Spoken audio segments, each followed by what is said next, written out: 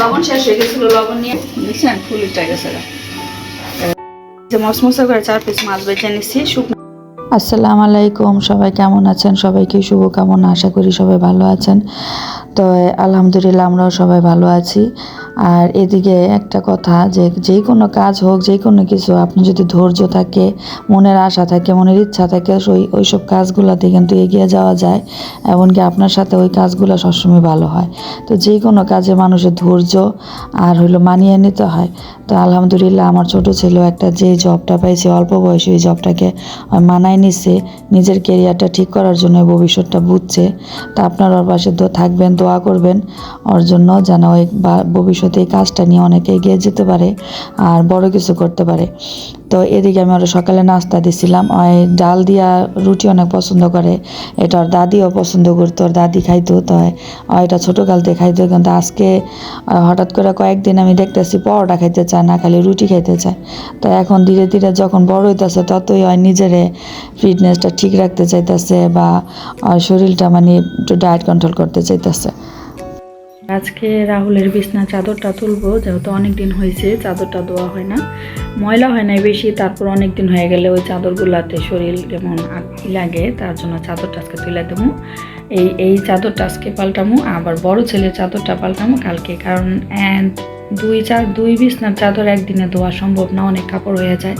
বাকি আমরা 5 জন সদস্যের 1 সেট করে কাপড় থাকলেও 5 সেট কাপড় হয়। তো যেহেতু এখন খালারে দিয়া কাপড় ধোয় না, আমারই ধুইতে হয়। তাই চাদরটা একটাই তুলবো আজকে, আর কালকে তুলবো বড় ছেলেরটা। আমি এই চাদরটা বিছাই দেবো আজকে।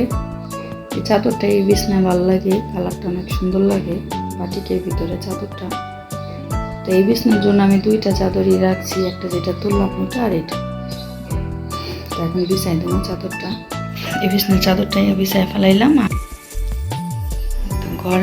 ঘর গুছানো থাকলে, ঘর পরিপাটি থাকলে কিন্তু দেখবেন মনেও শান্তি লাগে। যেমন সব কাজই সহজ লাগে যখন আপনার ঘরটা চারিদিকে দেখবেন গুছানো। তো আমারও ঘর গুছায় রাখতে অনেক ভালো লাগে, আর ঘর পরিষ্কার রাখতে অনেক ভালো লাগে। তো এটা আমার ছোটোকাল থেকেই অভ্যাস, সারা জীবনে আশা করি এই অভ্যাসটা থাকবো। আর ছেলের বউরা যখন আসবো তখন জানি না কীরকম হয়। তো আমার আল্লাহর মাল 2টা ছেলের বউ আসলে বোঝা যাইব যে আমার মতো কিনা। তা আমার মতো না হইলে সমস্যা না, আমি নিজের মতো করে বানায় নেওয়ার চেষ্টা করব, আর বাকিটা আল্লাহ ভরসা। তার মতো বছরে 2বার এমন অসুস্থ, অনেক জ্বর কমতেছে না, ঠান্ডা কাশি। তো সকালে রাহুলকে বিদায় করে দিয়া আমি আর হাবিবা ঘুমাইছিলাম, এখন উঠছি। আর এই যে আমাদের আজকে নাস্তা হইলো, হাবিবার আমার 1টা বাজে এখন নাস্তা। আর এদিকে বাজার নিয়ে আসছে কিছু, এগুলো এখন গুছামো। এখন রান্না করবো না, এখন গুছাবো।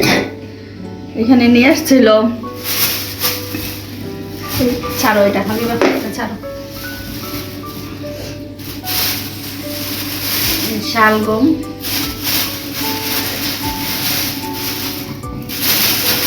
তারপরে শীতকালে সবজি, তো শীতকালে সিম, ফুলকপি, ফুলকপি, তারপর করলা শীতে হোক গরম হোক সবসময় কিন্তু ভালো লাগে, সবসময় করলা ভাজি অনেক মজা। তারপরে এটা হলো হাবিবার সবচেয়ে ফেভারিট খাবার, না হাবিবার 2 দিন ধরে ভাত খায় না। ভেন্ডি হাবিবার সবচেয়ে ফেভারিট খাবার আছে, ভেন্ডি। আর ধনিয়া পাতা নিয়ে আসছে, তারপরে কাঁচামরিচ বক্সে আছে অনেকগুলা আগে বাঁচানো, আর নিয়ে আসছে এগুলা কাঁচামরিচ। টমেটো তো থাকবোই বাজারে, টমেটো এখন না থাকলে তার সবজিতে সব টমেটো দিয়ে রান্না করলে ভালো লাগে। আর এখন একটু টমেটোর দাম কমতেছে, লবণ শেষ হয়ে গেছিল, লবণ নিয়ে আসছে। আর রিন পাউডারটাই আমি ব্যবহার করি, ওটার সাথে 2টা সার্ফেক্সেল দিয়ে দেয়। তেল শেষ, তেল নিয়ে আসছে, যেহেতু মাসের প্রথম এখন ঘরের অনেক সবাই তো শেষ, তাই টুকটাক করে নিয়ে আসছে। আর পেঁয়াজের দাম বেড়ে গেছে, না পেঁয়াজের দাম অনেক বেড়ে গেছে গা, যেহেতু আমি শীতকাল নতুন পেঁয়াজ উঠবো কদিন পর। এই যে পেঁয়াজ, আর আলু আলু এই যে পুরান আলুতে রাখেন কি অবস্থা, হলুদটা গেছে। আর এটাতে কিছু মাছ, মাছটি কিছু ডালি রাখেন। তেলাপিয়া আর কই মাছ না কাটাই নিয়ে আসছে, আমি খালি এগুলা বইসা ভালো করে পরিষ্কার করে পরে টুকরা করবো। কই মাছ আর হলো তেলাপিয়া।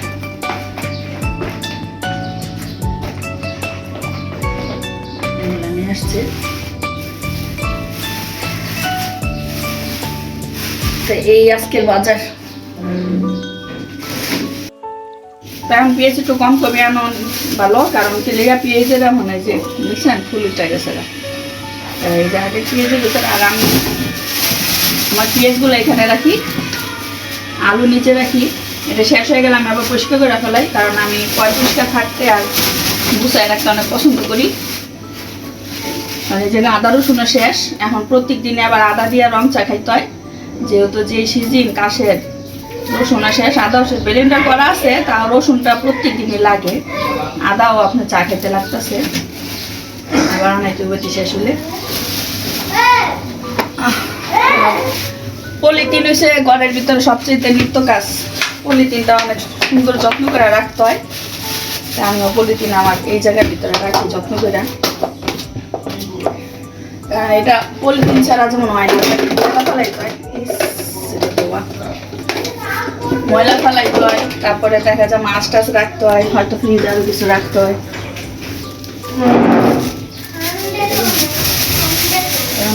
মাছটি ধুয়েও পলিথিন লাগবে।